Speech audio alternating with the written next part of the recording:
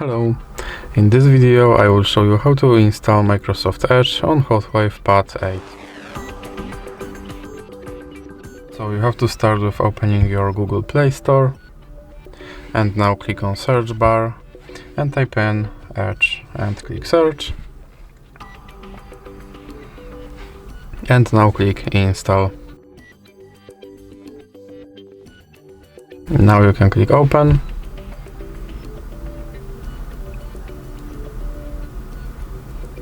And here you can click skip introduction, and now you can customize your home page, or you can click not now. Here you can sign in to sync your data, or you can click not now. And here you can make your Microsoft Edge your default browser, or you can click not now. And now you have to confirm your data and privacy settings.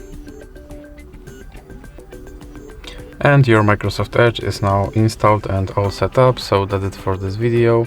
If you liked it, please remember to leave like and subscribe.